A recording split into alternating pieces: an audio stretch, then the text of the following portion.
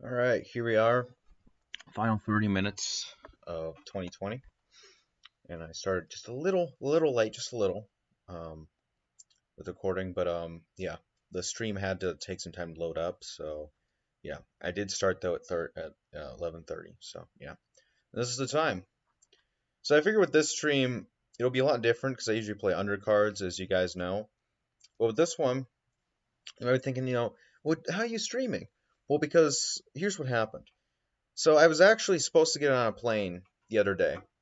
But what happened was, my parents' alarm didn't go off, and so, well, here I am, and now it's scheduled for today, and so I'll be leaving at like, I don't know, but yeah, I have enough time though, and I gotta get up really late in the night, and so, but I'm here, and so I figured, why not record the last 30 minutes of 2020, and now so we can get to a whole better year. Because I know this is going to be a better year. Okay, well, everything changed. Like, the second the clock goes to 12. No, of course it won't. It won't. But things will be better. Things will definitely be better. The whole vaccine coming out, things like that. Things will be a lot better. And yeah, and hopefully when some more viewers come in, we'll talk about New Year's resolutions and things like that. And yeah, we'll get a good conversation going, and it should be a lot of fun. It should. I'm also not really playing any of my music this time because I just felt like talking.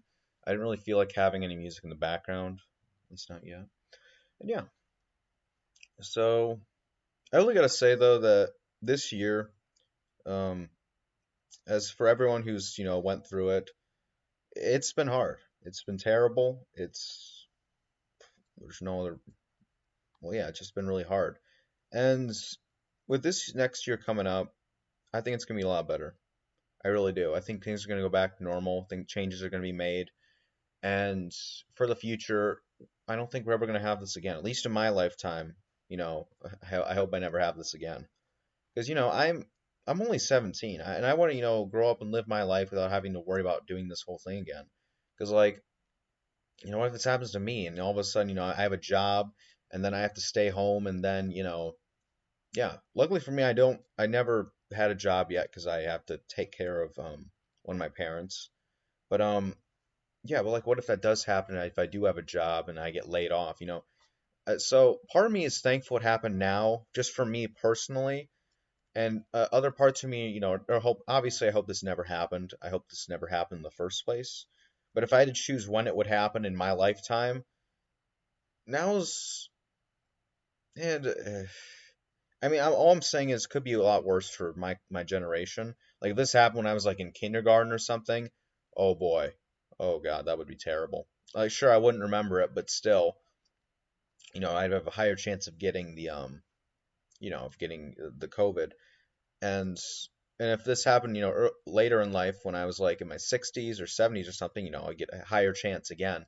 So I'm at a pretty decent age for this. I am.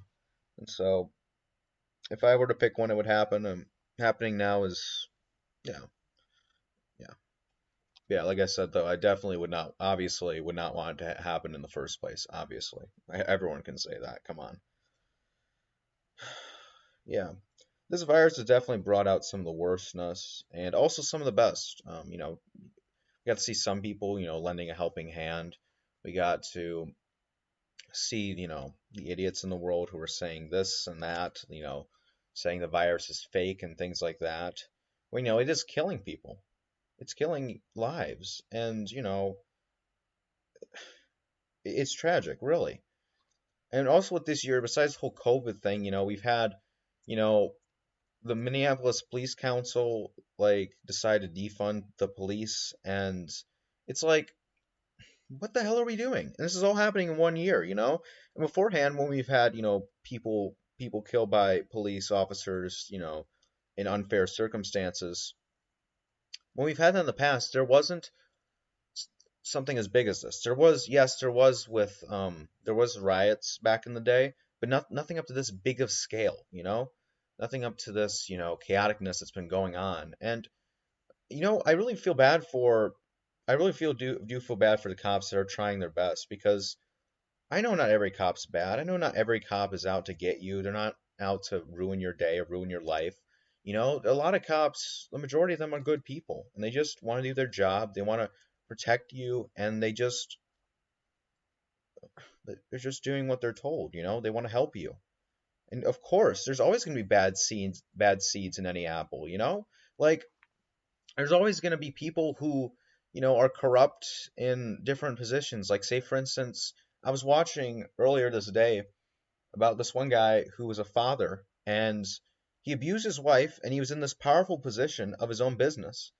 And, he was a terrible person, though. He was. And even his coworkers, who were, I don't know if they were good people or not, but basically they were saying, that he was very childish. He acted like a kindergartner if he didn't get his way, and he was at this powerful position. And, obviously, the majority of people in that business are most likely just average people. And of course, there's going to be some bad seeds in there, of course. And so I figured I'd just get that off my chest. Um, and yeah.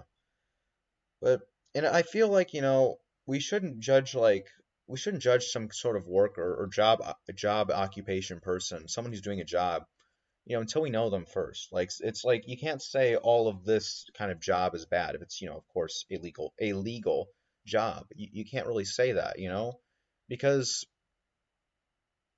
they're just doing their job. And if it is a legal job, then you shouldn't really judge, you shouldn't judge the entirety of it. You shouldn't. Instead, you get to know the people in there and you find out more about them. And then you decide, okay, these are the one people I don't like. These are the people, yeah, I do like. Yeah. So just get to know them better. But yeah, I just, like I said, I just felt bad for the people who have to go through that, just getting judged just by one simple misdemeanor by other, basically, like I said, I feel bad for cops that get judged, just for doing their job. The ones that are just average, not the ones that are killing people because they can, or taking advantage of their position in corrupt ways. No, no, no, no. I'm obviously talking about the average ones, and there's a lot of them. There really is.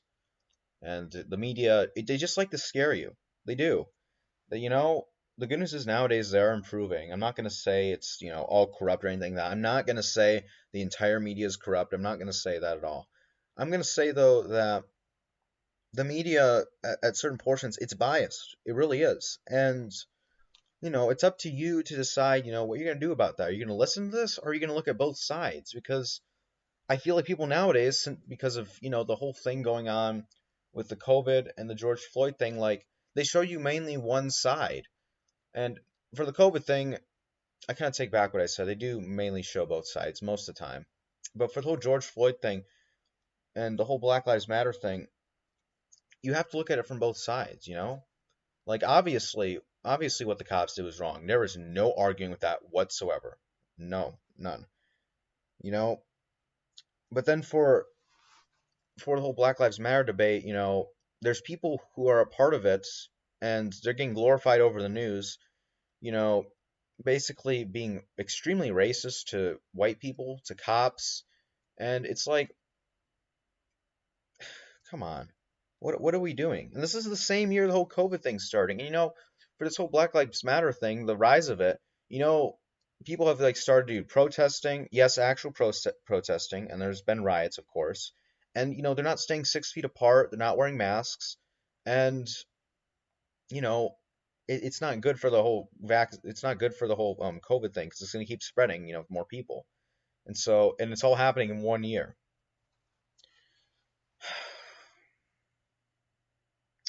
But yeah, it's pretty sad, really.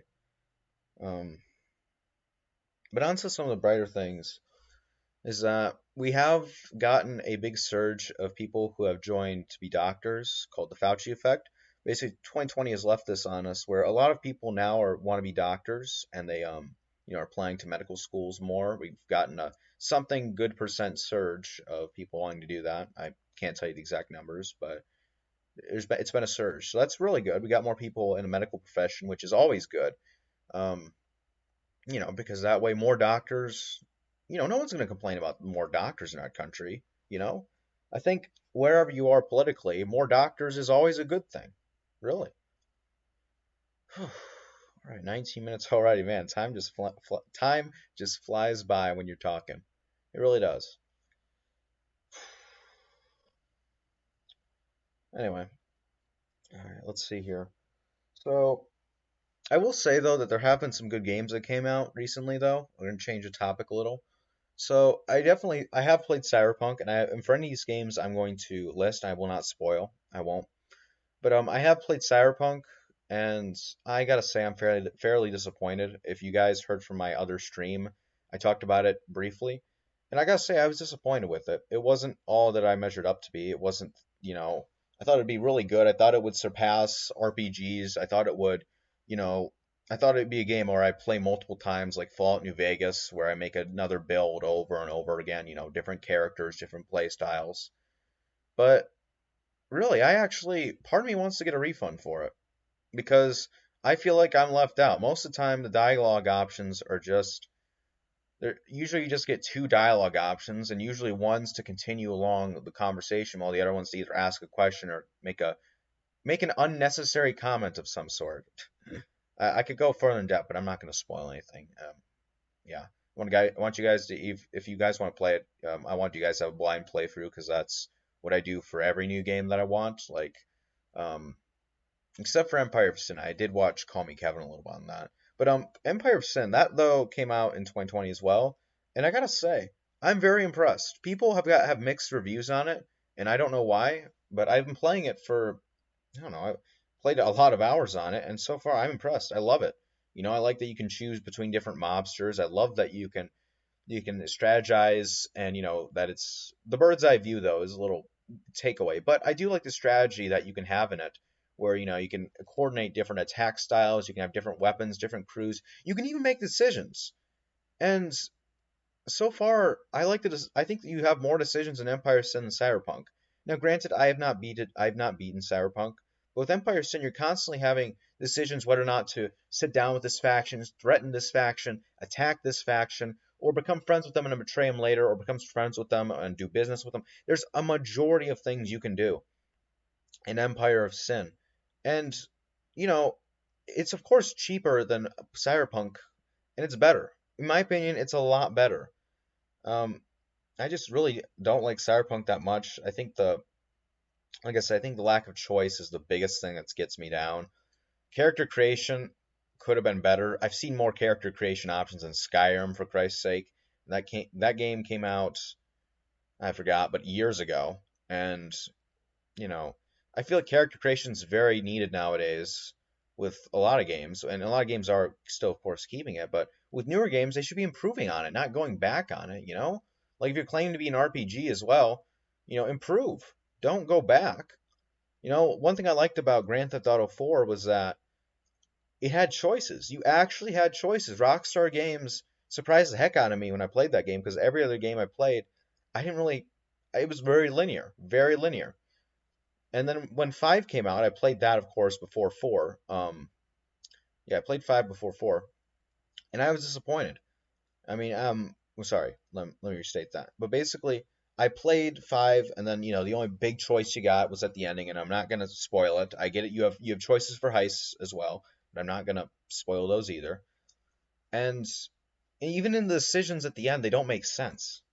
One of them doesn't make sense whatsoever. One of them you can kind of justify, and then the final one is, oh, it's the good ending. Obviously, it's the canon ending. Whereas for Grand Theft Auto 4, granted you did have two choices for endings, and for 5 you had three. Although I would not want to count it as three because one of them doesn't make sense whatsoever. So we'll say two. But for 4, it was it was actually very baffling. I actually had to take some time to think about which thing I wanted to do. With 5, I'm like, oh, okay, well, if these two are bad, I'm gonna have to go with this one, see what happens. Like, come on. With 4, the writing is just magnificent. The characters are memorable. The villain is absolutely amazing, and he comes out of nowhere. Definitely great writing for that. And I personally feel like it doesn't get enough recognition. It really doesn't, in my opinion. I find it underrated at times. I find not enough people talk about it. And I feel like though with games with more decisions and game like basically here's what I liked about GTA 4 was that it crossed the boundaries. Like GTA wasn't about decision making, and then with 4 it really was. It felt like your actions had consequences for whatever you did. And I loved that. I enjoyed that. And granted, there were times when you actually did get decisions. And when you got those decisions, it felt special because they were limited.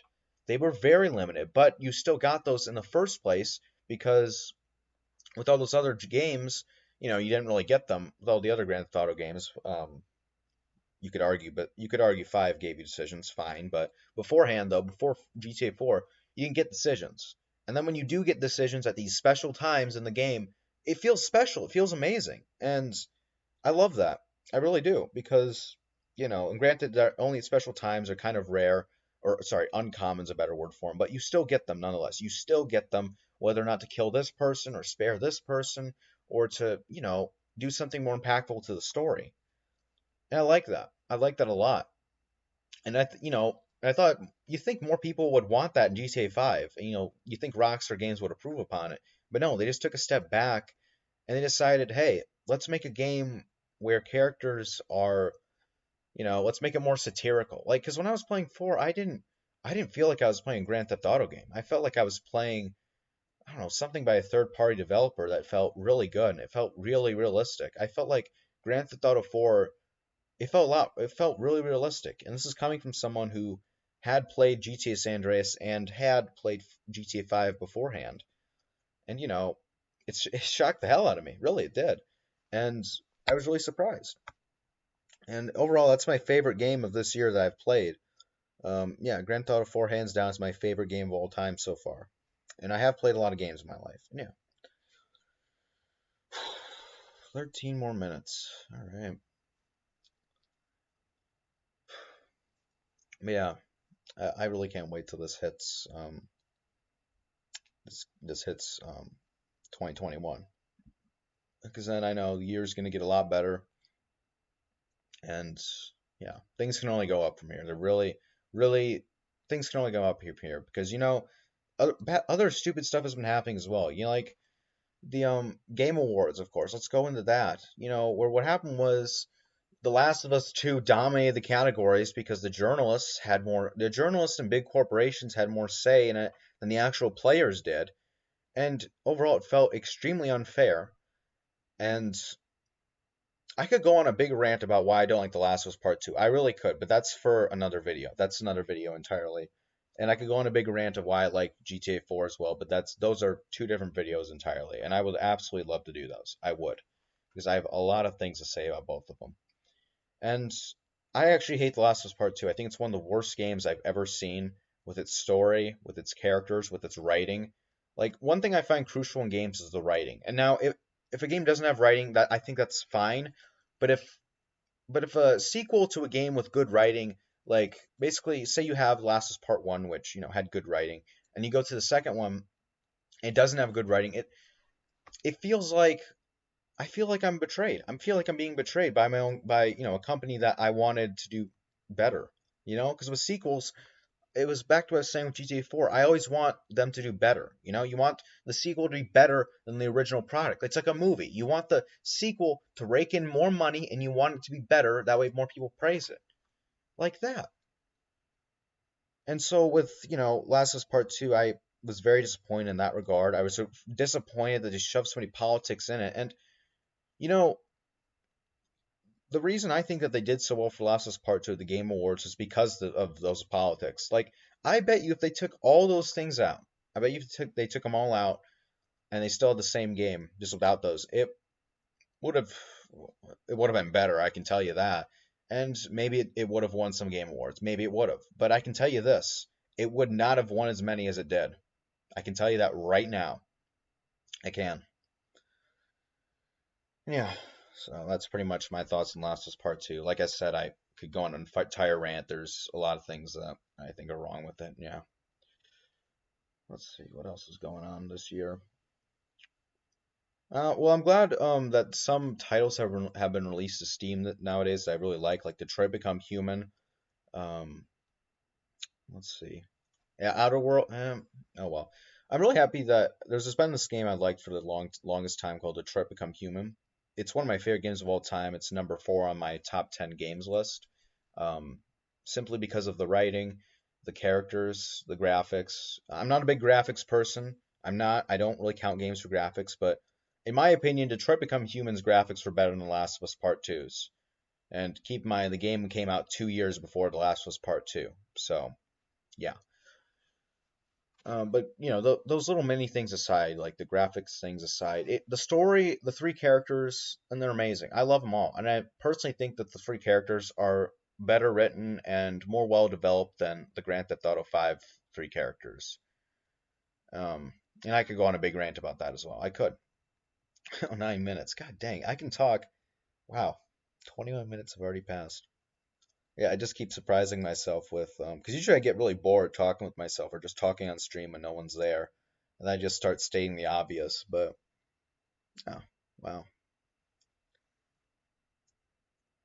Anyway, so I've this year though I have been trying to play a game that I've had like childhood nightmares of, and that's Legend of Zelda Majora's Mask. I'm trying to beat that currently, and so far it's been going pretty good. My thoughts on the game, I haven't beaten it yet, but I have gotten through some temples, and I don't like it very much. Frankly, I don't. I hate the time limit thing that's been going on with it. I'm not going to spoil anything, obviously. I'm not. For any game I talk about, no spoilers. Yeah, but there's a time limit on it, and it's very annoying. Really, it really is just having to keep going through that, going through the motions over and over again, and then, and I get it. You learn over time for that time limit, but still, eh, I still don't like it that much. I really don't. It's annoying. It's different, yes, and things that are different, I always got to question. But overall, there's been some good things I have liked about it. There's been some creative things that have come out of the game, and I really do like it when a game tries to do more creative things, tries to push its boundaries and see if it works or not. Um, yeah, I do applaud that courage. I do applaud that bravery that some games can do. Really, I do.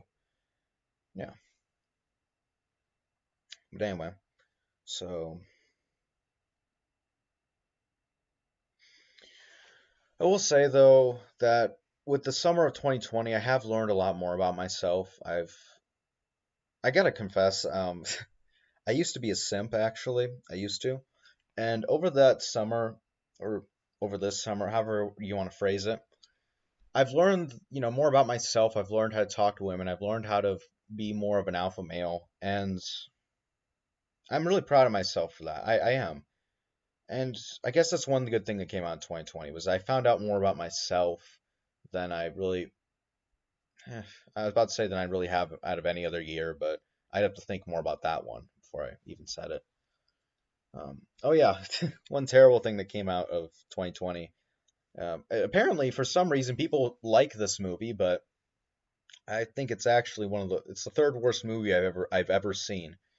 And I could go an entire review on it if you guys want me to make a video on it. I would trust me, I would be extremely happy to make an entire review on this. I would. Um, so this movie is Birds of Prey. It came out, I believe, in 2020. Yeah, it did. It did. Okay, I had to get that right. It did. And of course, Sonic the Hedgehog came out as well. But of course, I watched Birds of Prey first, I think, or no, no, no, I watched Sonic first. Yeah, but basically, either way, I watched them, and like I was going into Birds of Prey thinking, it's not gonna be that bad. It's not. Like I saw basically I saw some of my favorite YouTubers. I didn't watch their videos, but I saw their thumbnails and their titles on what they think about it, and I'm like, okay, well, okay, it doesn't sound that bad. Like maybe it's just gonna be like a little bad, and then I'm gonna be like, that was pretty bad, but or just like not like I said, not that crucial though, not that bad. That's what I'm trying to say. And oh my goodness, my socks were knocked off of how terrible it was. This is like the writing is questionable. The politics are through the roof, and basically 95% of the men in the movie are bashed. Okay, they're either evil or misogynistic or both. I'm serious.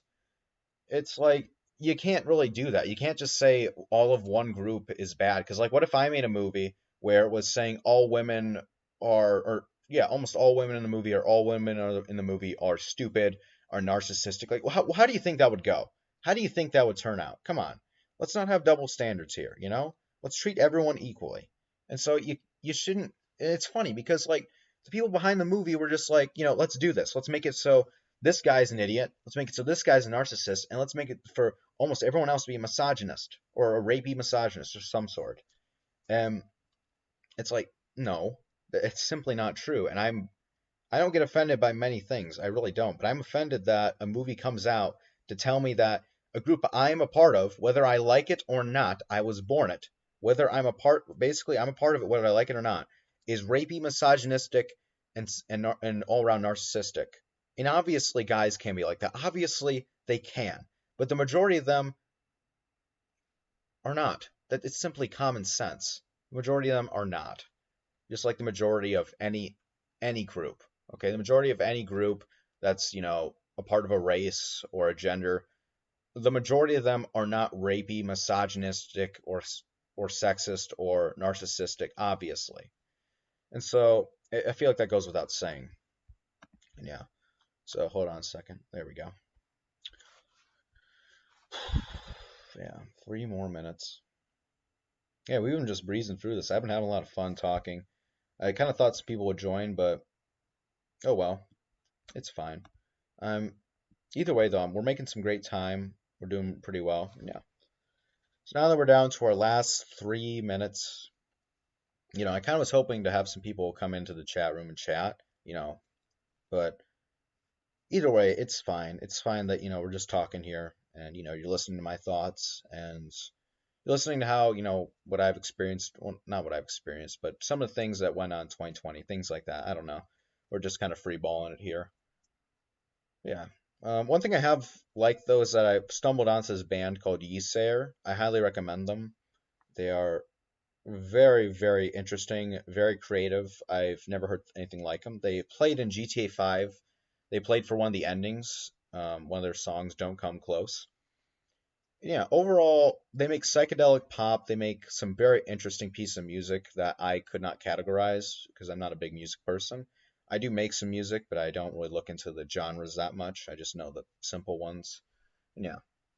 And also at 1:15, we're going to do something a little bit different. And yeah, so hold on a second. There we go. 1:15. And yeah. But anyway, we're really getting down there. I think is I don't want to go on a big rant because we're almost down to 1:15 and you're gonna hear what happens there. It's a little surprise. And yeah. Oh, yeah, I'm so excited for this. I'm so excited. Yeah. Oh my God. I can't wait for this year to finally be over. I really can't. Oh, yeah. Oh. There's not much I can really say about that. I'm really trying not to get on a rant here. But I do know that I have met some great people in this year. I've met some people who, have showed real compassion and just real love. And I have learned more about myself and I've just improved. I really have a lot. I've become more mature. I've become more of a man. And here we go. 4, 3, 2, 1. If I get copyright claim.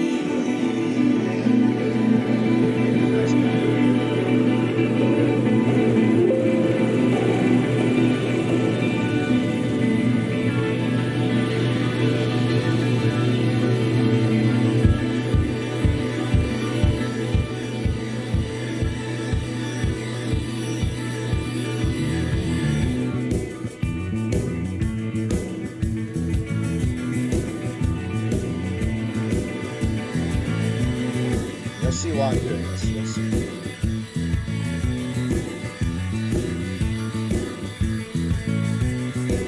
I can't sleep when I think about the times we're living in. I can't sleep when I think about the future I was born into. Outside's dressed up like Sunday morning, but with no bells in